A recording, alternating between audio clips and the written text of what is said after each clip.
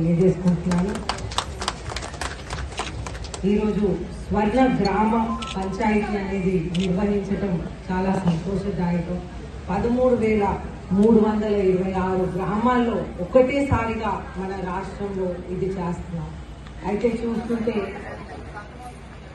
ఇది ముఖ్య ఉద్దేశం ఏంటంటే గ్రామీణ ఉపాధి హామీ పథకం నిధులు ఏ విధంగా ఖర్చు పెట్టాం, ఏ విధంగా వినియోగించుకున్నామనేది మనం అందరి మధ్యలో చర్చించుకోవటం, అందరి మధ్యన మనం తెలియపరుస్తాం, మనం తెలియజేసుకుంటాం మన హక్కులు ఏంటి, మనం ఏ విధంగా మనకి ఏమేమి నిధులు మనకి వస్తున్నాయి అనేది మనందరికీ గ్రామంలో తెలియచేసుకోవటానికి ఈ కార్యక్రమం ముఖ్యంగా పెట్టారు.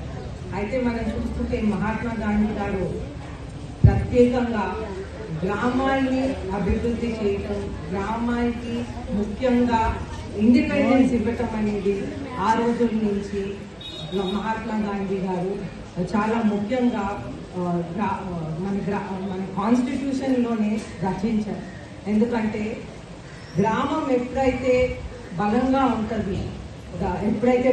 ఉంటుందో ఆ గ్రామంలో అందరికీ ఒక సాధికారత అనేది, ఎంపవర్మెంట్ అనేది ఉంటుంది. అయితే ఈ విధంగా గ్రామ ప్రజలకి ఒక ఎంపవర్మెంట్ ఉండటానికి ప్రతి చోట గ్రామ పంచాయతీ రెగ్యులర్గా జరగాల్సిన అవసరం ఉంది.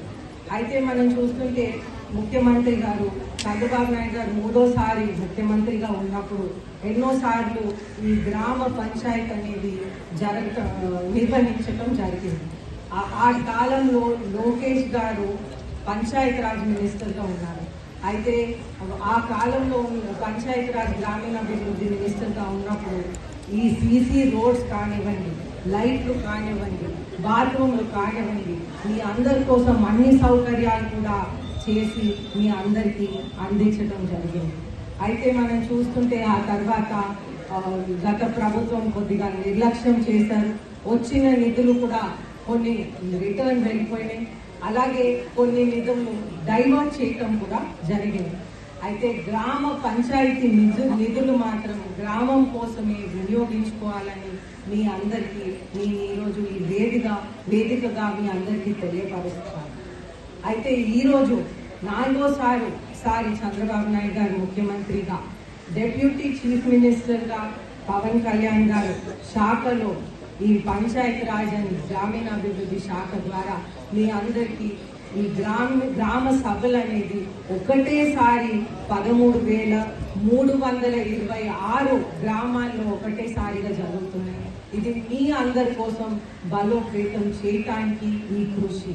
అయితే దీని ద్వారా మీ అందరికీ ఏమేమి వస్తాయి, రోడ్లు వస్తాయి, లైట్లు వస్తాయి, కాలువలు వస్తాయి, అదేవిధంగా పశువులకి షెడ్లు, వాళ్ళు ఆల్రెడీ అధికారులు అవన్నీ చదివున్నారు. అలాగే ప్రతి ఇంటికి బాత్రూము, ప్రతి ఇంటికి సురక్షిత మంచినీటి కొలాయి అనేది కూడా మీ అందరికీ వస్తుంది.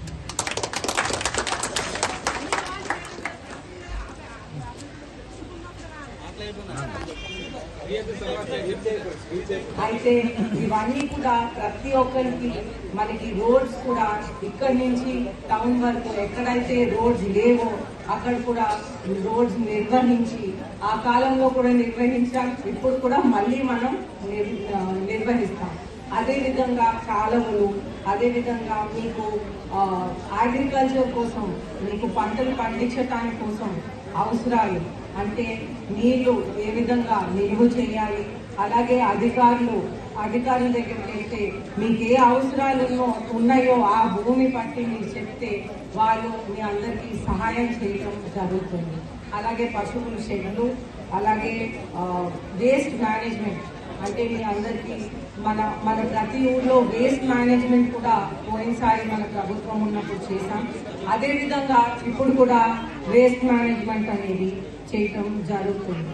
అయితే ముఖ్యంగా రోడ్లు లేని ఏరియాస్లో రోడ్లు, లోపల ఉన్న రోడ్లు, కాలువలు, అలాగే టౌన్కి కూడా లింక్ ఇచ్చిన రోడ్స్ అన్నీ కూడా మనం నిర్వహించి ఈ గ్రామ సభల ద్వారా మనం ఒక ట్రాన్స్పరెన్సీ అనేది తేవటం, మీకు ఇంకా అవసరాలు ఉంటే అవి తెలుసుకోవటం, మళ్ళీ మనం అవి చేయటానికి ప్రయత్నం చేయటానికి ఈ గ్రామ సభలు.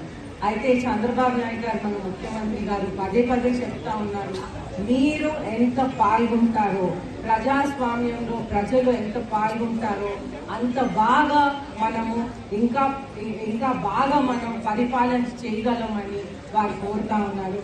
అయితే ప్రతి గ్రామ సభకి అందరూ కూడా మహిళలు పిల్లలు అందరూ కూడా అటెండ్ అవుతే మీ అవసరాలు ఇంకా బాగా తెలుసుకునే అవకాశం మీరు అధికారులకి మనందరికీ ఇస్తారు, మా అందరికీ ప్రజాప్రతినిధులకి ఇస్తారు.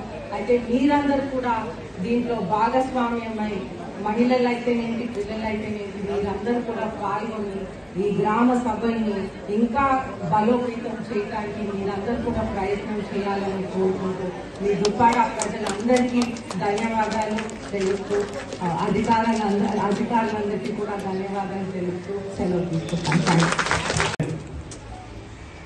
ఉపాధి హామీ పథకానికి సంబంధించి గత సంవత్సరంలో మనం చేసిన పనుల గురించి వాటిని సమీక్షించుకోవడానికి, అలాగే నెక్స్ట్ 24-25 ఆర్థిక సంవత్సరానికి సంబంధించి ఎటువంటి మనం పనులు చేపట్టాలన్న ఉద్దేశంతో గ్రామ సభలో మనం చర్చించుకుని నిర్ణయించుకుని వాటిని ఆమోదించుకున్న కోసం ఈరోజు గౌరవ ముఖ్యమంత్రి గారి ఆదేశాలతో ఈరోజు ఈ సమావేశాన్ని ఏర్పాటు చేయడం జరిగింది. ఇదే విధంగా జిల్లాలో మొత్తం 775 గ్రామ పంచాయతీల్లో ఈరోజు గ్రామ సభలు జరుగుతున్నాయి. ఈ గ్రామ సభలో మేమెవరం మాట్లాడే గురించి కాదు ఇక్కడ సభ ముఖ్య ఉద్దేశం. మీరు మాట్లాడుకోవాలి, మీరు నిర్ణయించుకోవాలి, మీరు చర్చించుకోవాలి, మీరు ప్రతిపాదించాలి. ఏ పనులైతే మనం చేస్తే మన గ్రామానికి అభివృద్ధి చెందుతామో, ఏ పనులు జరిగితే మన గ్రామంలో ఎటువంటి ఇబ్బందులు లేకుండా ఉండే అవకాశం ఉంటుంది, అటువంటి పనులు మీరు గుర్తించాలి, వాటి మీద మీరు చర్చించుకోవాలి. అవి నిర్ణయించుకుని మీరు ప్రతిపాదిస్తే వాటిని ఆమోదించడానికి మేమంతా రెడీగా ఉన్నాం. మేము ఇక్కడ కూర్చున్న వాళ్ళం ఆ పని చేసేవాళ్ళం. కానీ చర్చించవలసింది, నిర్ణయించవలసింది, మొత్తం దాన్ని ఆమోదించవలసింది గ్రామ సభగా మీరు చేయాలి. యాక్చువల్గా మనకున్న నిబంధనలు ఏంటంటే ప్రతి 3 నెలలకు ఒకసారి గ్రామ సభ జరగాలి. గ్రామ సభలో పంచాయతీ సర్పంచ్ మెంబర్లు కూర్చొని మాట్లాడుకున్నాం కాదు. ఆ గ్రామంలో ఉన్న ప్రతి వ్యక్తి, ప్రతి మనిషి ఆ గ్రామ సభ అటెండ్ ఒక్క అరగంట ఒక గంట సేపు కూర్చొని గ్రామానికి ఉన్న సమస్యల్ని చర్చించుకుంటే వాటిని ఎలా మనం రిడ్రెస్ చేసుకోవచ్చు, మనం ఎలా తొలగించుకోవచ్చు, మనం నిర్ణయం తీసుకునే అవకాశం ఉంటుంది.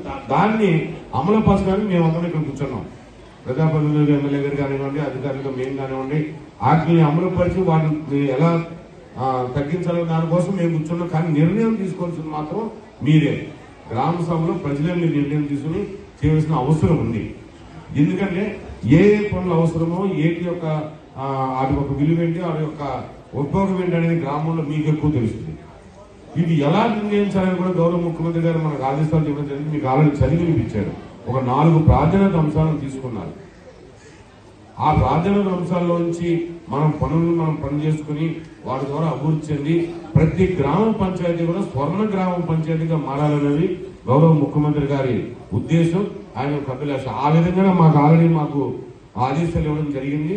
దానికి అనుగుణంగానే మేము కూడా ఈ గ్రామ సభల్లో గ్రామ ప్రజలందరూ కూడా మీరు అటువంటి పనులు చేపట్టి స్వర్ణ గ్రామ పంచాయతీగా ప్రతి గ్రామ పంచాయతీ మారే విధంగా చదువు తీసుకోమని కూడా మా కిందస్థాయి సిబ్బంది చెప్పడం జరిగింది. మీ యొక్క బాధ్యత స్వామితో మీరందరూ కూడా ఆ విధంగా చర్చని నిర్ణయించుకుని మీరు ప్రతిపాదిస్తే మేము ఆమోదిస్తామని తెలియజేస్తూ ఈ అవకాశం ఇచ్చిన మీ అందరూ కూడా ధన్యవాదాలు తెలియజేసుకుంటూ సెలవు తీసుకుంటున్నాం.